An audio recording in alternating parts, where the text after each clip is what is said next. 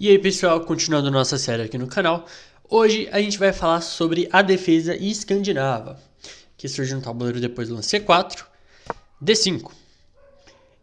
Não se sabe ao certo exatamente, eu não descobri ao certo porque o nome se chama defesa escandinava, mas essa é a primeira a defesa escandinava foi jogada na primeira partida, deixa eu mudar aqui que eu estava no tabuleiro errado, na primeira partida registrada da história do xadrez, em 1475, se eu não me engano. Então, qual é a ideia da defesa escandinava? Né? O lance D5 das pretas é o lance mais forçado que o preto tem, depois do lance E4. E quando eu digo forçado é porque o branco tem poucas opções para responder. Tanto que o lance principal, meio que o único lance é peão por D5, né? Que é considerado melhor por N motivos. Né? A gente vai dar uma olhada em algumas linhas laterais, mas peão por D5 é o lance melhor. E a ideia é, abre linhas para o desenvolvimento, só que o problema é o seguinte, depois que joga peão por D5, a gente vai ver tanto dama D5, tanto cavalo F6, se toma de dama, aí já tem um problema que colocou a dama muito cedo no jogo, né? Então aí segue cavalo C3, e aqui a linha principal segue com dama A5, D4, C6, a ideia do C6 é para controlar uma casa central e trazer a dama de volta para uma casa segura se necessário. Cavalo F3, cavalo F6, bispo C4, bispo F5, bispo D2, olhando na cara da dama aqui, e E6. Então essa é a linha principal da defesa escandinava, onde o branco tem opções como jogar o lance mais agressivo dama E2 para rocar grande e tentar uma avalanche no centro e na ala do rei, ou rocar pequeno mesmo e jogar uma partida um pouco mais posicional. Vamos voltar um pouquinho. O preto, depois de cavalo C3, as pretas têm algumas opções aqui.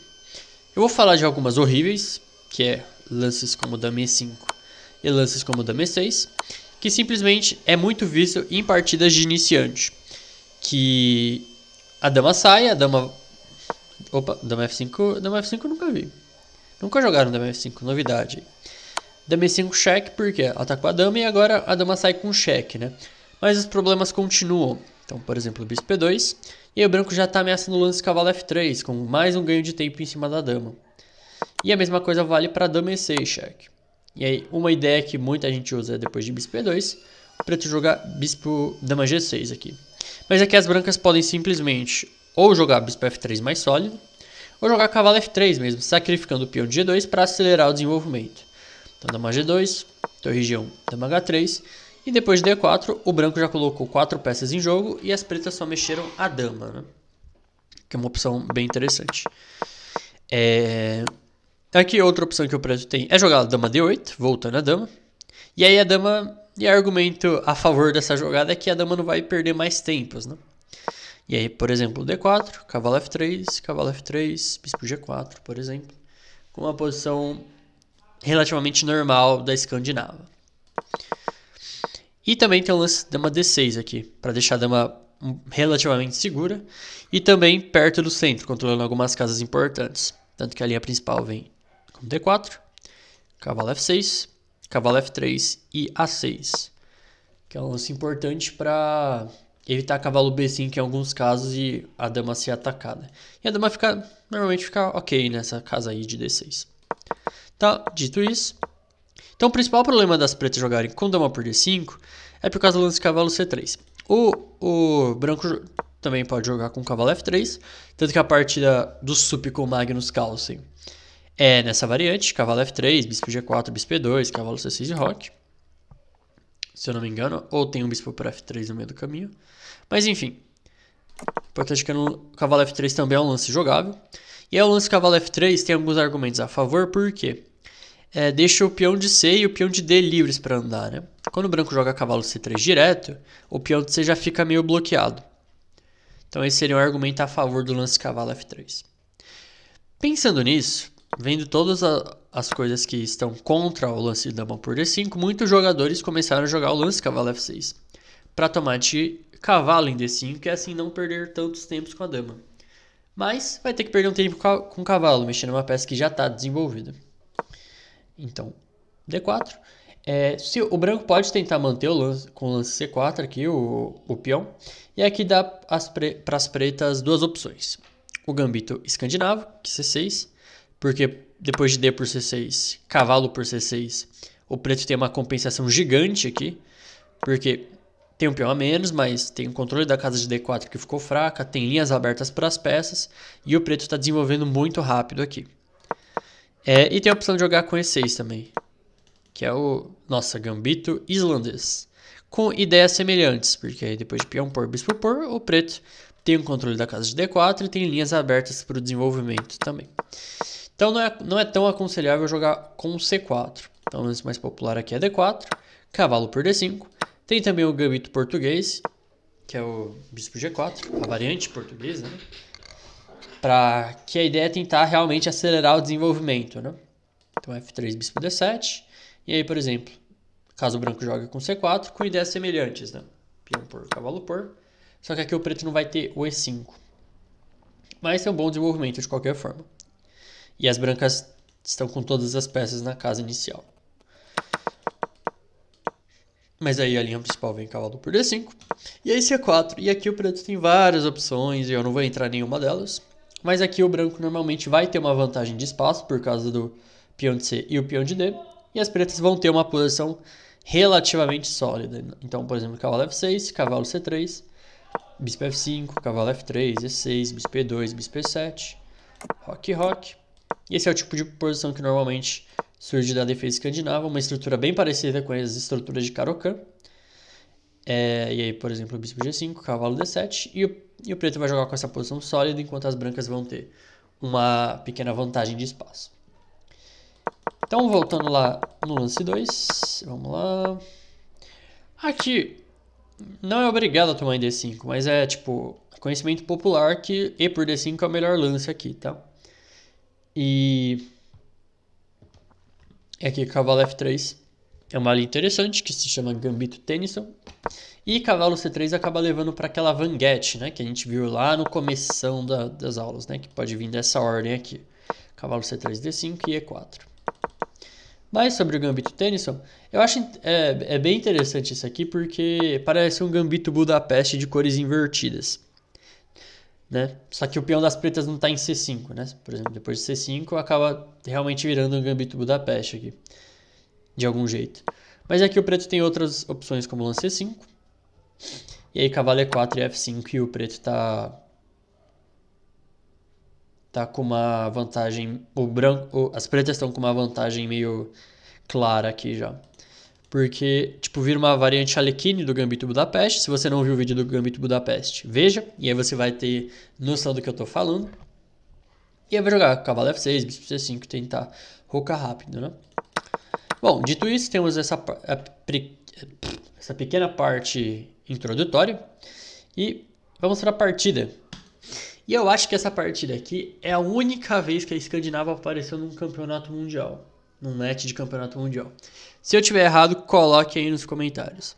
Então a partida que eu vou mostrar aqui é do Garry Kasparov contra o Viswanathan Anand em Nova York em 1995. Então foi uma escandinava.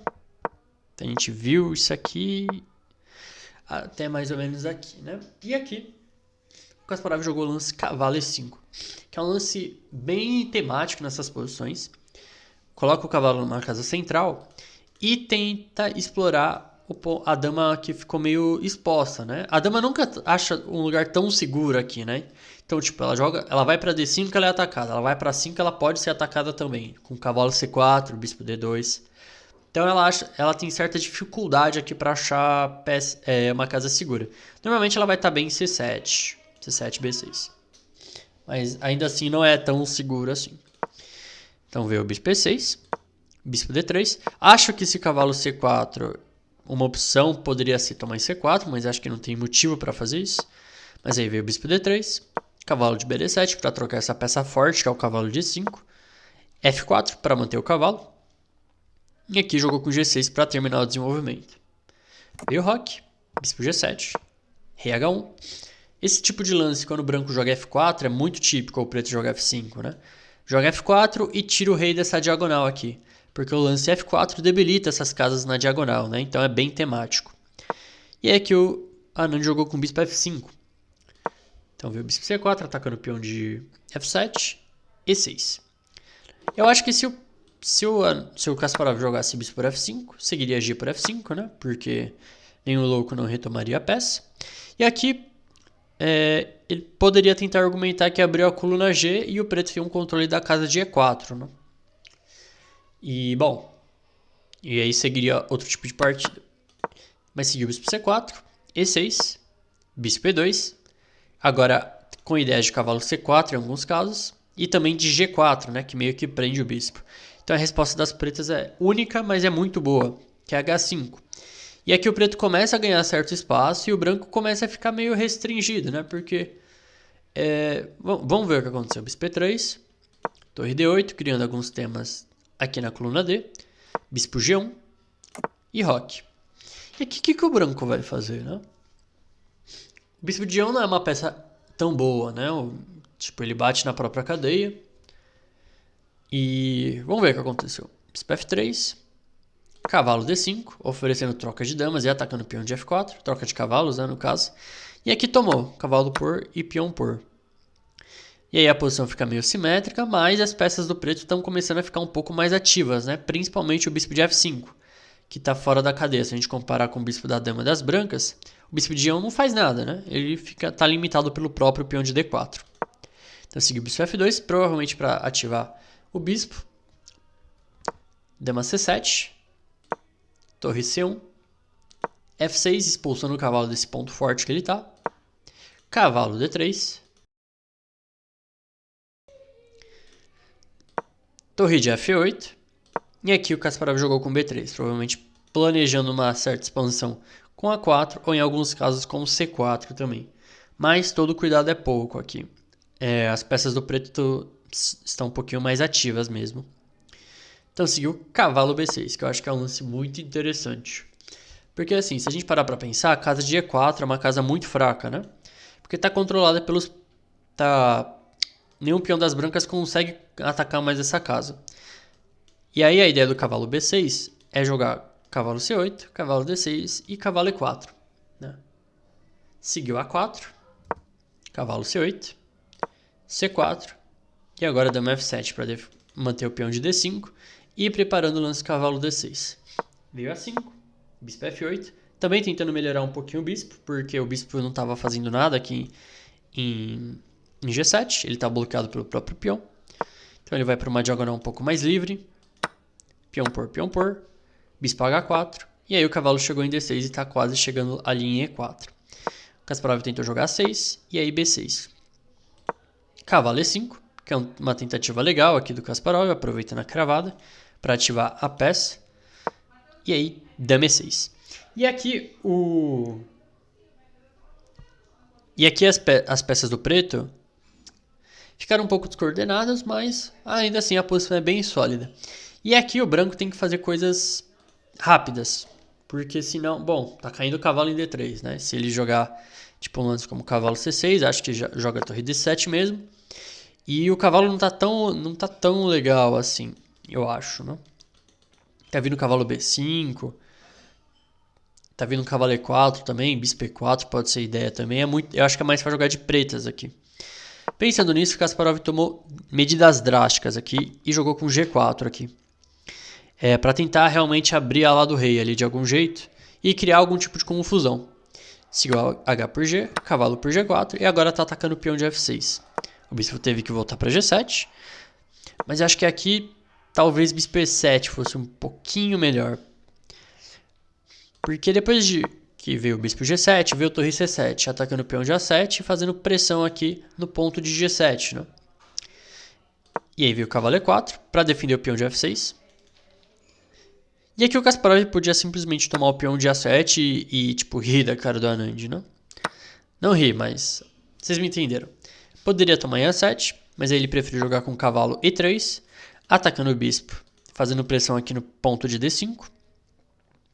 Bispo H3, torre G1. E aqui o Kasparov toma iniciativa de repente, né? Então, ele está atacando aqui pela coluna G, ataca o peão de G6. E aí teve que jogar G5, que já não é aquele lance que a gente faz feliz da vida, né? Veio o bispo G4, tomou. não dá para tomar em H4, porque vem torre G7 e vai acabar levando mate. E aqui cavalo D6. E aí, bispo F2 saindo do ataque, tá caindo em A7, né? Não é nada, tá caindo em A7, tá caindo em G5 também. Seguiu o cavalo B5, tentando criar contra-jogo, atacando a torre, atacando o peão de D. Torre B7, torre E4. F5, defendendo o peão de D. Torre por G4. Cavalo por G4. Se tomasse aqui de cavalo, poderia seguir torre por E4, D por E4, torre por A7.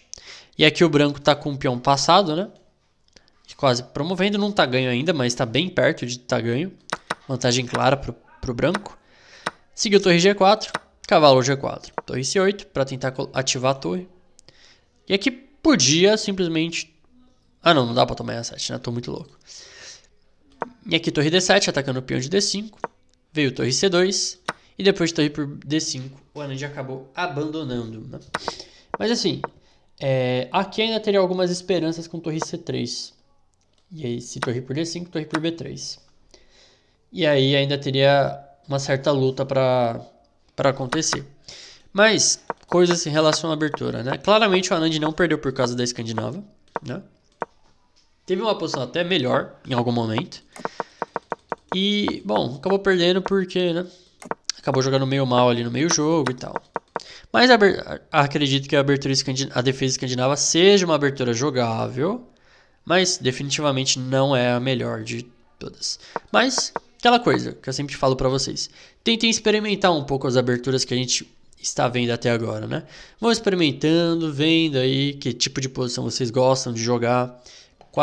Tentando aplicar planos diferentes, experimentando planos e posições diferentes, tá? Para vocês assim enriquecerem o seu xadrez. Espero que vocês tenham gostado dessa aula e vejo vocês no próximo vídeo.